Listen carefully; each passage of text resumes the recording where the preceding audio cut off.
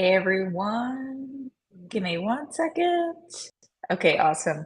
For some reason, there was something playing in the background, but welcome everyone to Tuesday Teardowns.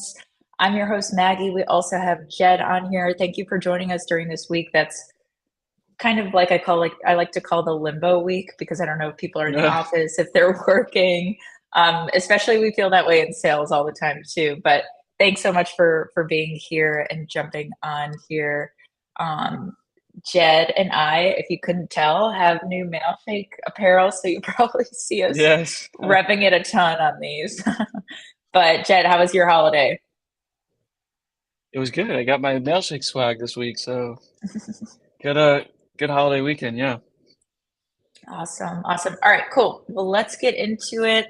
Luckily, we posted about this email. We got a ton of feedback from people just in the comments of our post. So I'm excited to talk about, what some people thought on this. And, I'm excited to hear all of your comments too. Before we jump into it, because I know one of the things we'll review today is the email subject line. But I just wanted to throw this out there. I read this in an article this week that kind of like sparked my interest. It says email subject lines with a sense of urgency had 22% higher open rates. Um, I could see this like making sense because obviously urgency is going to like what drive people to open up the email. I think it's like, how are we defining that urgency and like as sales reps? Because I think we can miss that part of it. But Jeb, what do you think about this? Yeah, I completely agree. Like there's fake urgency, which I think we're gonna get into in this one a little bit to an extent, right? There's fake urgency and then there's like legitimate urgency.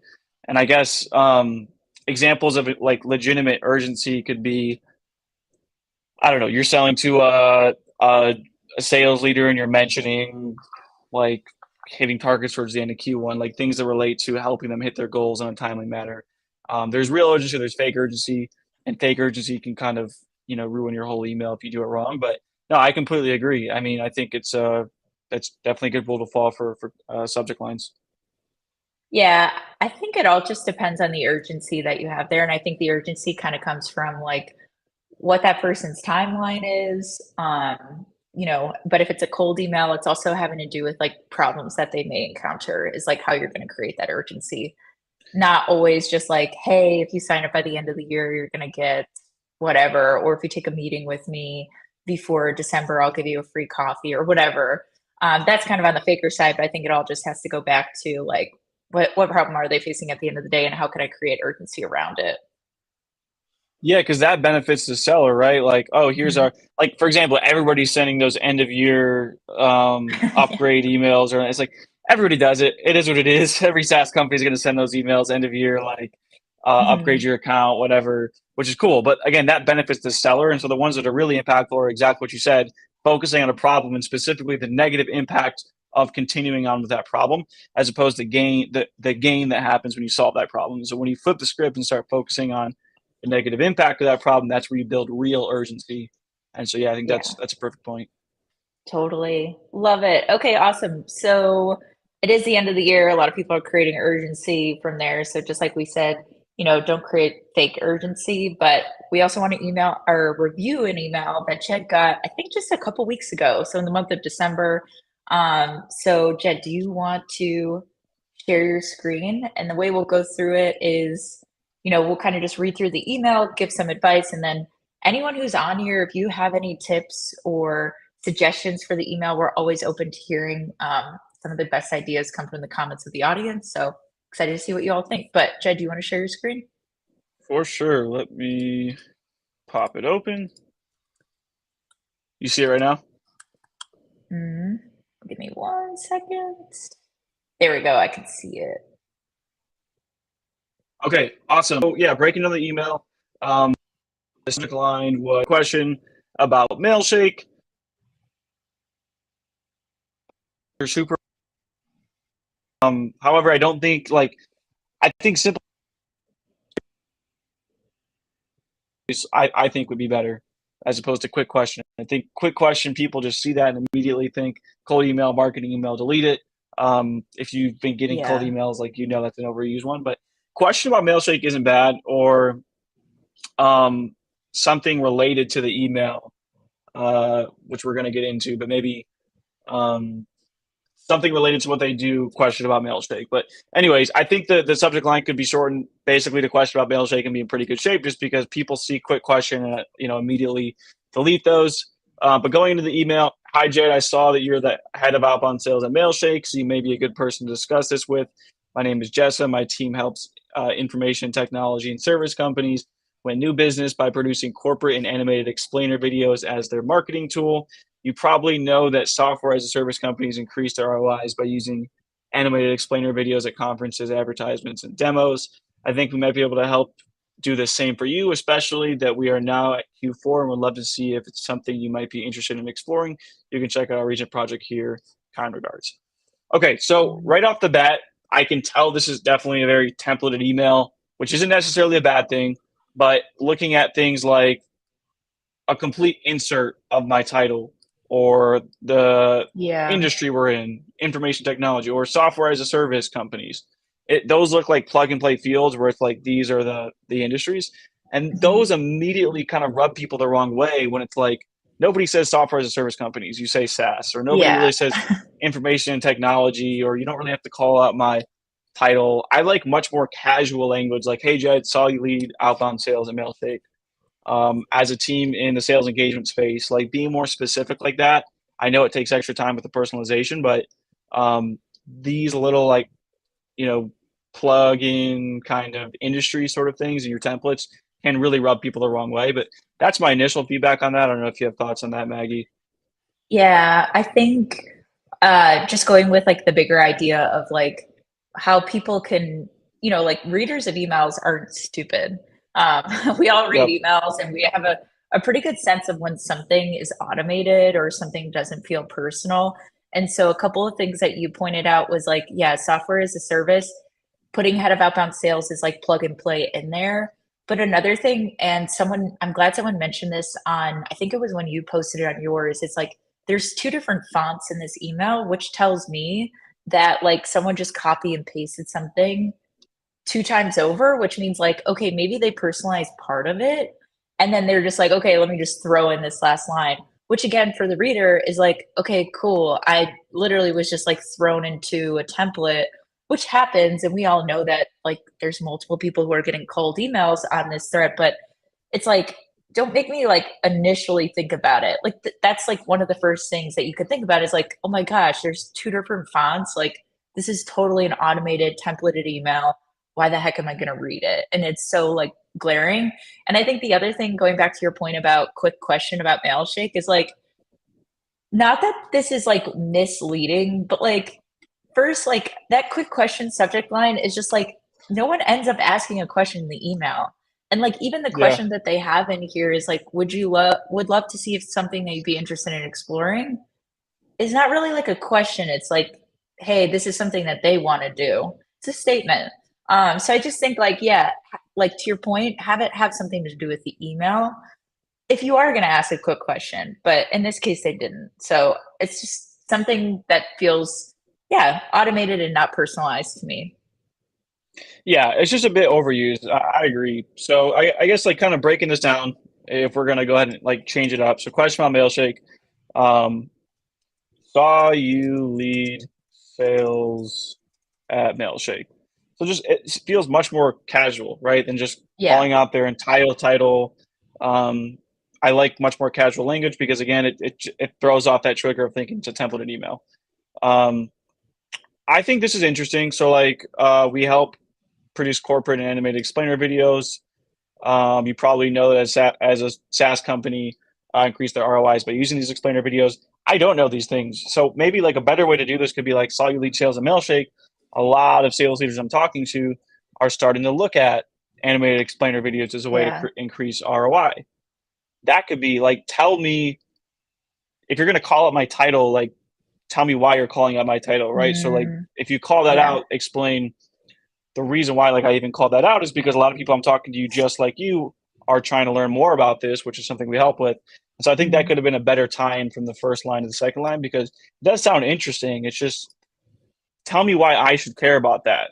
Tell me why Mhm. other sales leaders are using this or doing this um, to make it more And have it impactful for me. flow. Yeah, like Yeah. making sure that it actually flows together for sure. Because I think a lot of us like we'll just check the box like, okay, I know I need to personalize the first line, but like then it's just Yeah. like again, kind of just like a insert in there, like, okay, let me personalize this and then let me just go into the same exact pitch I'll do for everyone else. And that doesn't flow that right. So totally agree with you there.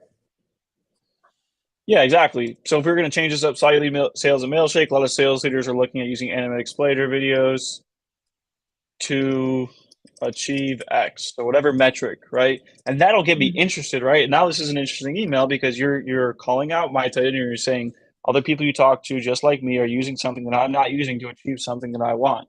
And so that makes Mhm. us much more impactful. Um, and so I think we might be able to do the same for you, especially that we are now in Q4. We'd love to see if there's something you might be interested in exploring. Mhm. I think this call to Ooh, action is just a bit too long. yeah. Oh, go I ahead. was gonna say, no, just to go in that, I think we'll agree on this, like a little bit too long for the call to action, but before, because I know you were about to trim it because you're good at doing that, Jed. But Yeah, for sure. using yeah, using the language like I think we might be able to is like sounds like you're unsure about it, which if I'm reading that as the reader, it's like, well, if you're unsure, like why am I gonna be sure about taking a meeting with you? Feels like in my mind a waste of time. I'm kind of just being blunt about it, but that's how I read it when Yeah. I read that. I'm like, hey, you think you might be able to help me? Like, doesn't feel that meaningful for me to take a conversation with it. So, for anyone listening right now, when you're using language in email, obviously trimming, which we talk about almost every other week when we're on here, is always the right thing to do. Like, how can you say less in an email, but still have it mean, be meaningful? But using that verbiage of like, I think we might, just remove those types of statements. Like look through your emails because it doesn't make you sound confident in it. And then also, yeah, it just takes away from the message that you actually want it to be there. But just my 5-second rant.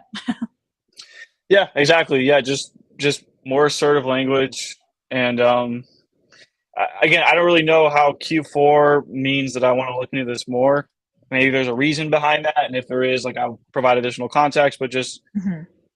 you know, would you be interested in exploring this further? Mm, Could be love it. your call to action. And then we've also talked about this before. And again, there's always trends in cold emails. So we're going to be redundant regardless. But it's like Yeah. leave your call to action as the last thing in your email. And this is a perfect thing to have for a bump email. So this could be your email right here. And then your bump Um, email could be like, hey, you can check out our recent project here if you want to learn more, you know? yeah.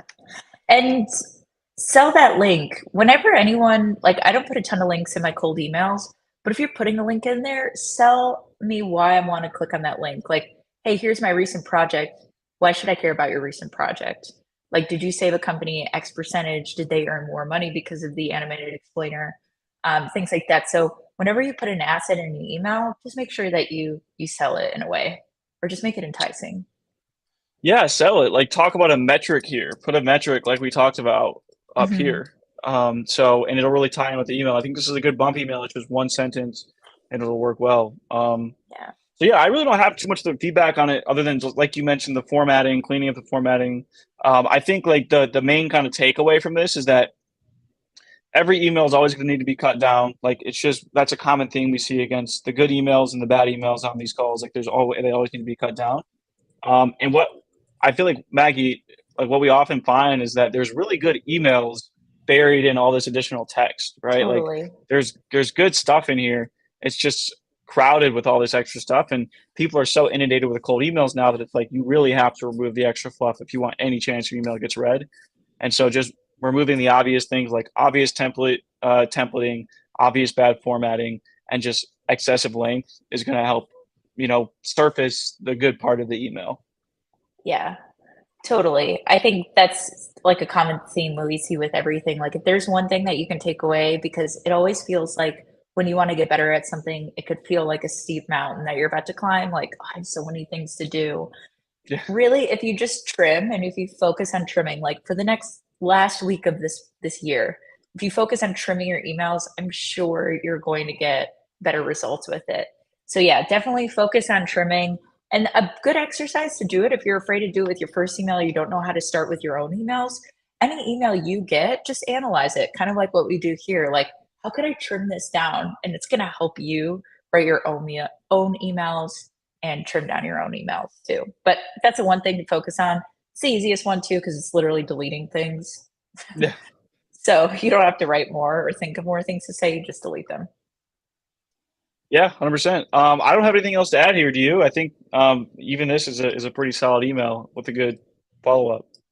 No, no, I think that's great. Yeah, and like you said, great email like buried in there. Just having some of those tweaks in there will really hit home because animated explainer videos are pretty big right now. And I mean, as a head of sales, Jed, do you know how to make them? I do not. Yeah, so talk about Yeah, that. I Like, hey, it know. usually takes 6 hours to create these on your own, but here's why you can do it with us, and here's how it'll help. Like, talk about the benefits, the impact, the Mhm. problems that go along with it, not just what you do and how you do it. Yeah. And I mean, those are some of those things on LinkedIn that stop and look at when I'm scrolling is some of those like engaging videos. So it's like definitely something relevant. So definitely the right targeting, just the messaging needs to change there. And it could have some great stuff in there. But takeaway from today, emails will need to be cut down. So, like we said, if there's one thing that you want to focus on at the end of the year or the beginning of the year, just learn how to trim your emails. Exercise, you can do it with emails that you get in your own inbox. They don't even have to be cold emails, they could just be emails from within the company, but it's good practice. And I think from our audience today, you all might still be on vacation, which if you are, more power to you. um, but we'll be doing these into the new year. Jed, anything else before we finish up here? No, nothing else to add. Yeah, it's nice when we go through these and have like similar things to say. It's always cutting things down. It's just further proves that it's always something that needs to happen. I like your example, Maggie, of just going through the emails you get and just cutting them down. But one of the my favorite tips is just write your email or whatever you write. I used to use this in high school with writing essays. Just cut it in half, right? Like remove the extra fluff by just trying to cut it in half as much as possible. So yeah, Yeah, other than that, that's yeah. all I got. Yeah, absolutely. And yeah, we'll see you in 2 weeks. Everyone have a great start of the new year in 2023, and hopefully nothing's too stressful for the end of the year. But thanks so You much for too. being here. Bye.